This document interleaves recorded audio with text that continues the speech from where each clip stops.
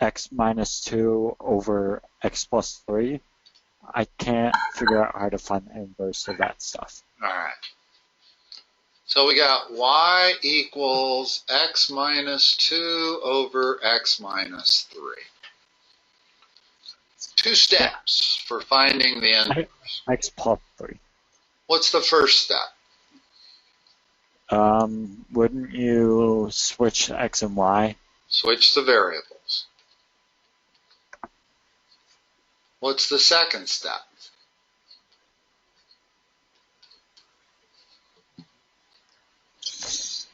Find y. Correct. Solve for y. In other words, solve this new equation for y. What's the first step in solving this new equation for y? Multiply both sides by y plus 3.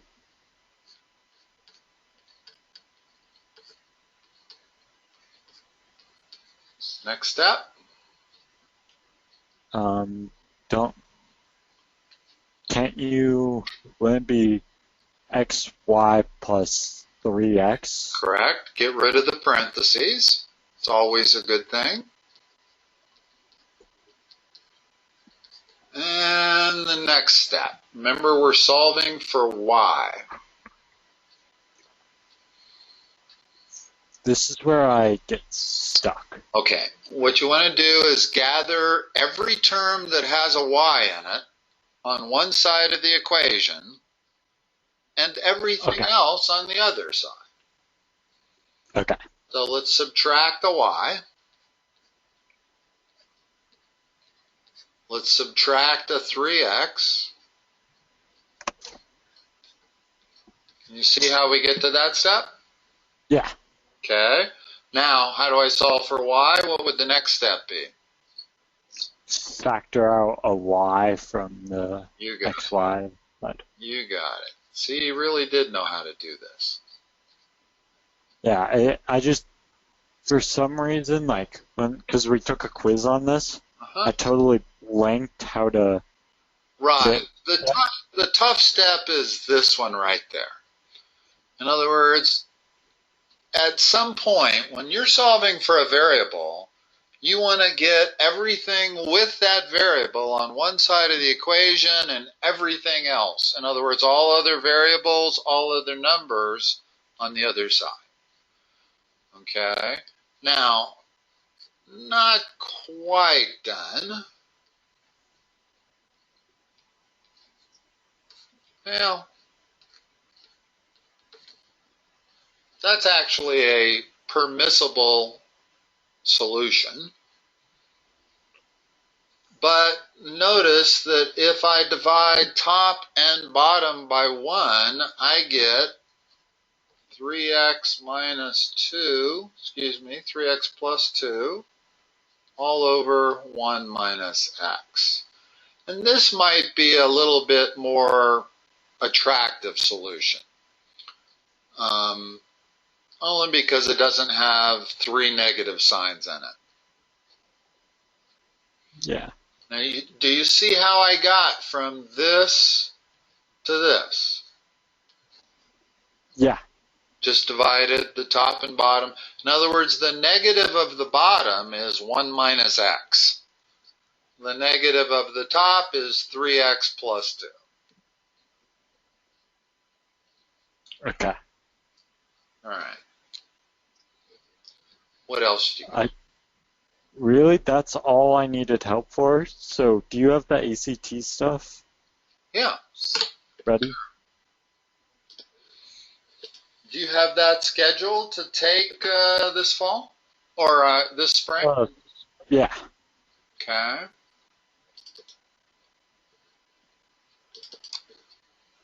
And I believe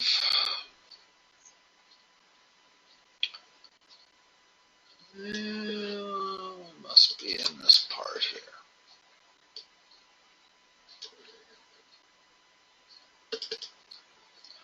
The last one we did was page 452, question number 4.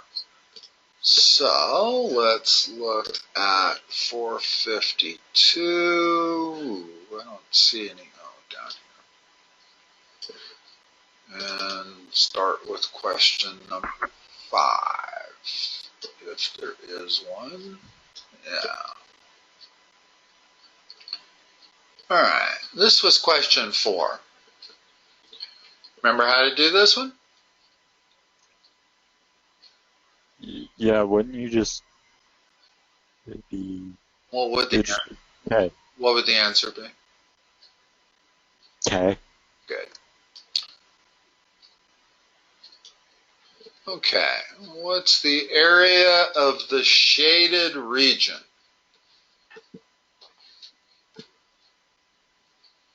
Now, shaded region problems are always what?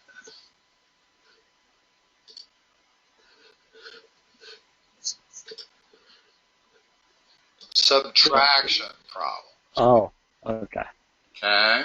When I say that, that's what I'm looking for. In other words, Okay. always going to do this as a subtraction problem, as opposed to doing it as an addition problem.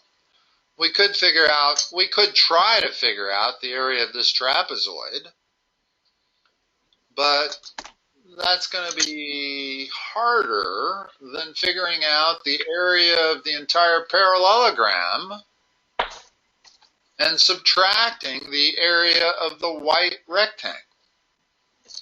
Yeah.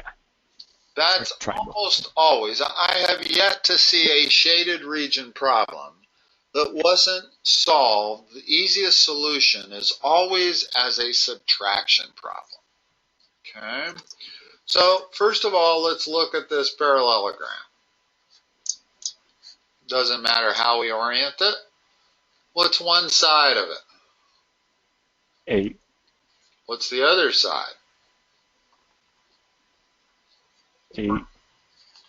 And this side here? 5. Okay, what's the area of the entire parallelogram? That wouldn't drop. What's this height right here? 4. What's the formula for area of a parallelogram? Isn't it just base times height? Yes, but it's vertical height, not slant height. Yeah, that's right. So what's the area of this parallelogram?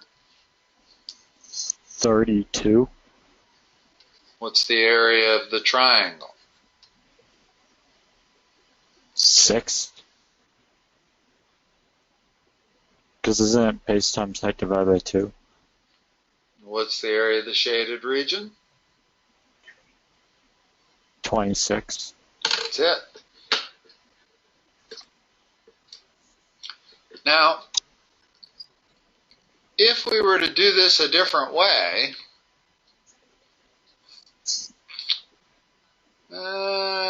we could do it without doing it as a subtraction problem. In other words, I know the area of this trapezoid is this base plus that base divided by 2 times the vertical height. So it's not that much different than doing it as a subtraction problem, but that's probably the closest thing you'll ever see to one that you could do as an addition problem. In other words, most shaded area problems, you really don't have any way to do them but as subtraction problems in general. Turned out that one there was another way, but just always kind of think of them as being subtraction problems.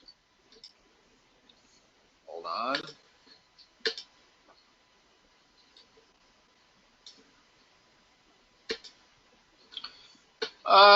Just in terms of inverse functions, was that the toughest one you gave me? Because there can be some pretty difficult inverse functions.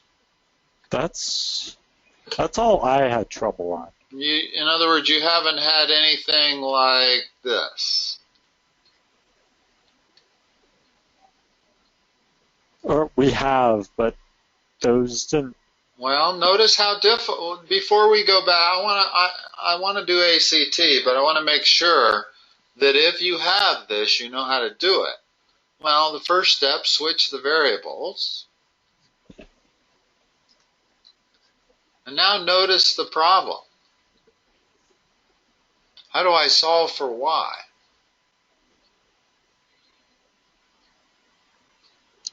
Don't you have to take the square root of both sides? No, it's a very difficult solution. And it involves treating x like it's a constant.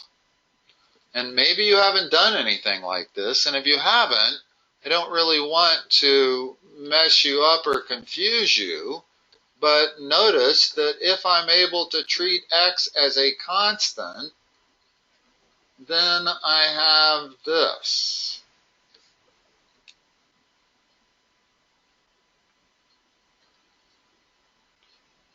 Correct? Yeah. Now I can actually use the quadratic formula to solve for that. In other words, this is my c.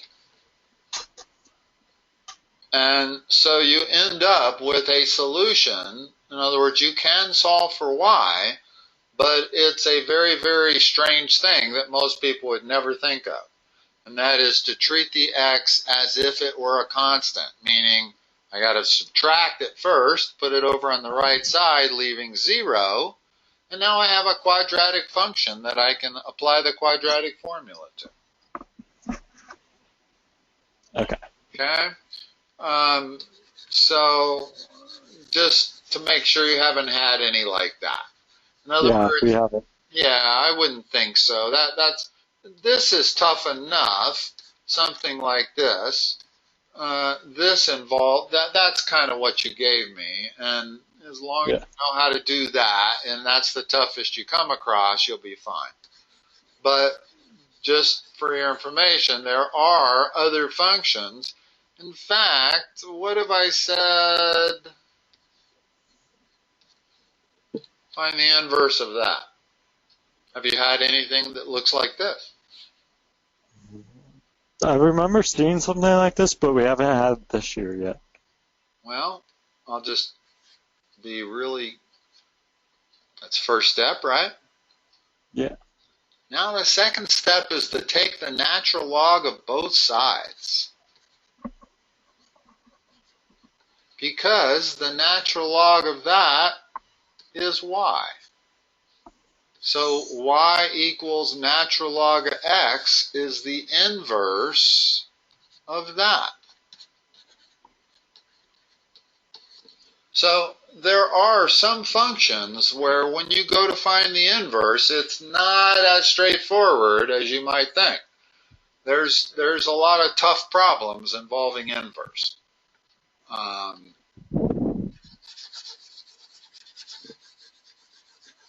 right. Just wanted to make sure you weren't overlooking any of those. Number 36. Oh, God. I know. Why do you say that? Because it's a lot of fractions. Exactly. So, the very first thing we can do to help ourselves is to get rid of all the denominators in one step. How can I do that? Find a common denominator? What is it? 8. So, I don't really want to find a common denominator. That won't get rid of my fractions.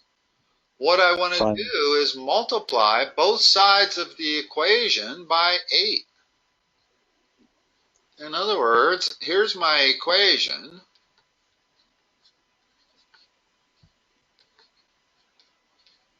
The easiest first step, in other words, and always remember this, if you can multiply by one number and immediately eliminate all your denominators, you'll turn it into a much, much simpler problem. What's the result of this multiplication now?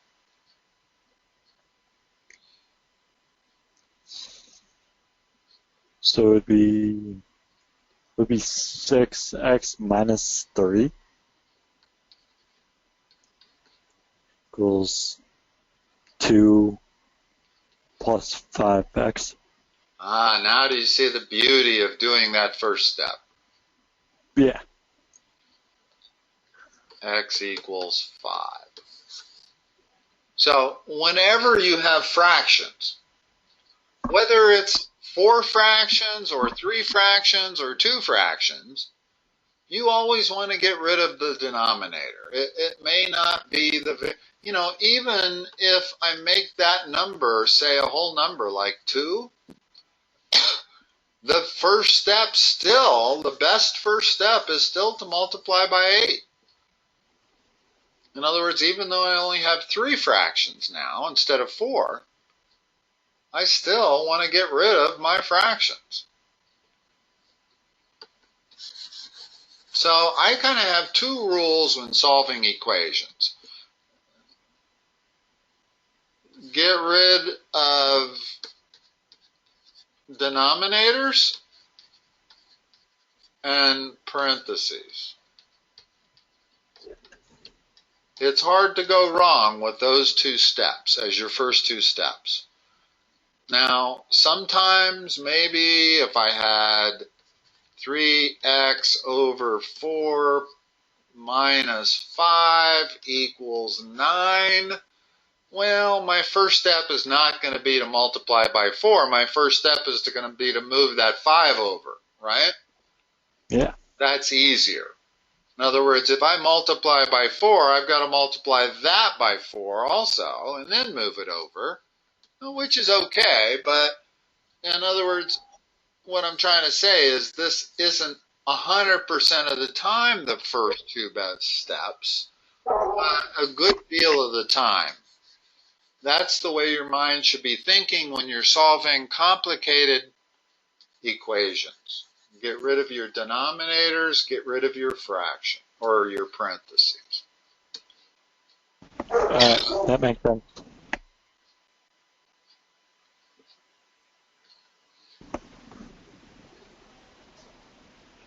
Similar triangles.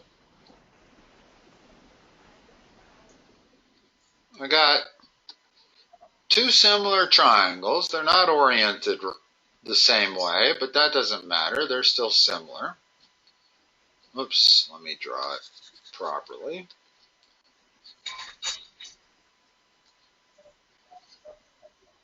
There's the right angle, and this is the bigger triangle. There's the right angle. And they're saying the smaller triangle has a hypotenuse of 2 root 2. And if the perimeter of the larger triangle is twice that of the smaller triangle, what is the length in centimeters of each of these small legs of the larger triangle? If the perimeter of this triangle is twice this, what's its hypotenuse? 4 root 2? Yeah. Now, notice, let's talk about that for a second, because it's not absolutely clear that that's true. What's the area of this triangle? If the perimeter is twice, what's its area relative to this?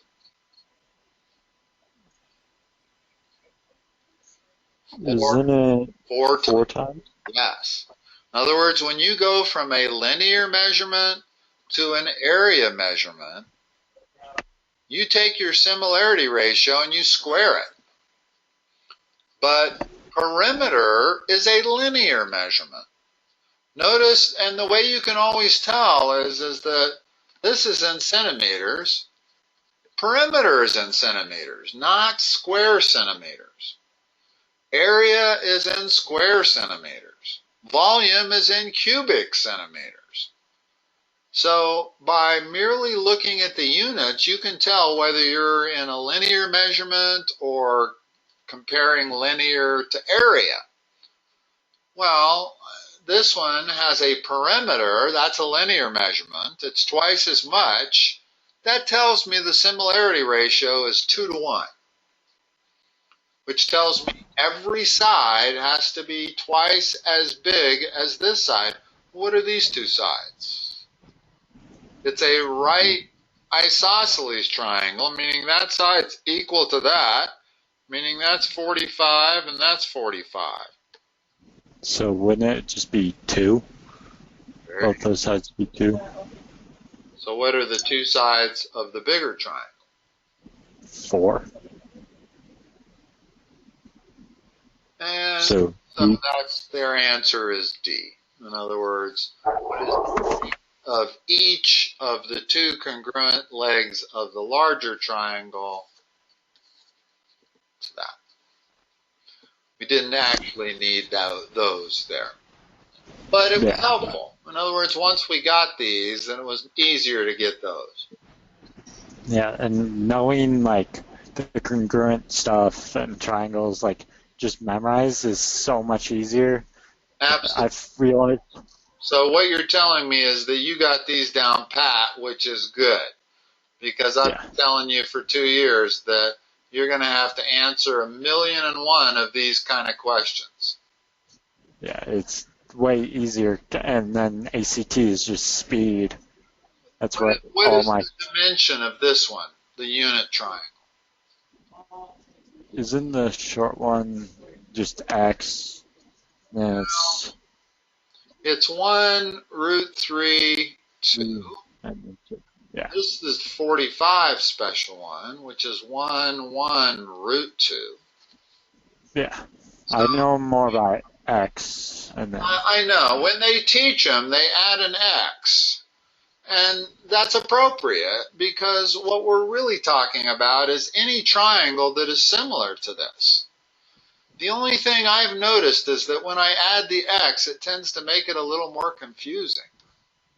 So I call these my unit special triangles, meaning the side opposite the smallest angle is always 1. Now, if you're given a bigger 3060, and they tell you that the hypotenuse is 5, what's this side? it would be 2.5. Correct, 5 halves. What's this side? Well, it would be when you have to multiply everything by root 3. So it'd be 5 root 3 over 3 over 2. Exactly. In other words, by doing away with the X, is all I need to do is figure out the similarity ratio. Whenever I give you a 30-60 right triangle and one of the sides, by comparing it with this unit triangle, you can always figure out the similarity ratio. Once you have the similarity ratio, then it's simple from there. So I don't really find it necessary to put the x's in, because all that does is just adds more variables, confuses people. But it's correct. Obviously, any of these triangles that is a multiple of this is also similar to it. I find it easier. Yeah. In other words, you really need to memorize what you're looking at here and be able to duplicate it from your memory. Yeah. And that's true for geometry, for pre-calc, for trig, for ACT. There are so many places where they give you one of these triangles and just one of the sides. I'm just going to give you one more.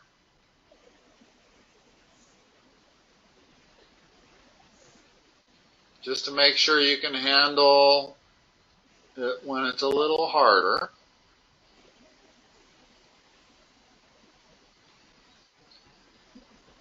What are these two sides?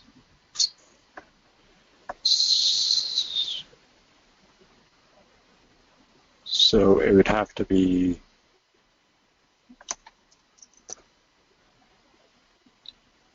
wouldn't it be Very first step is always to figure out the similarity ratio. Yeah.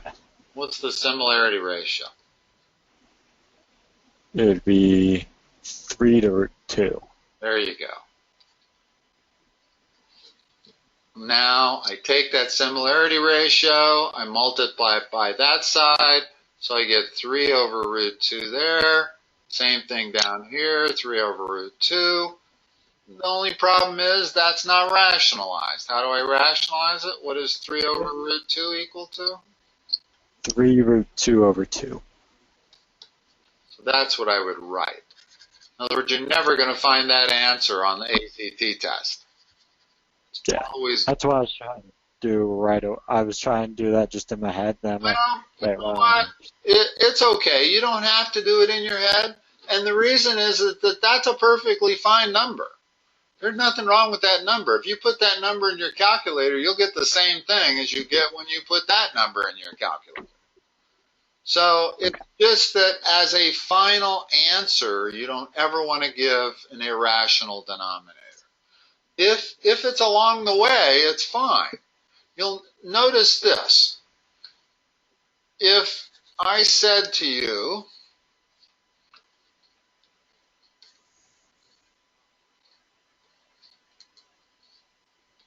what is the sine of 45 degrees? You would say 3 over root 2 divided by 3, right? Yeah. But if I said, what is the cosecant of 45 degrees? You would say 3 over root 2. And guess what? That rationalizes itself. In other words, it would be self-defeating to rationalize that early. If we're going to be doing secants and cosecants and cotangents, sometimes you don't want to rationalize it before you're done. Because when you take those other 3 trig functions, you're taking the reciprocal, which basically takes the irrational part and puts it in the numerator. So you don't always have to rationalize it at the first opportunity. In fact, I rarely do. I wait until I'm done.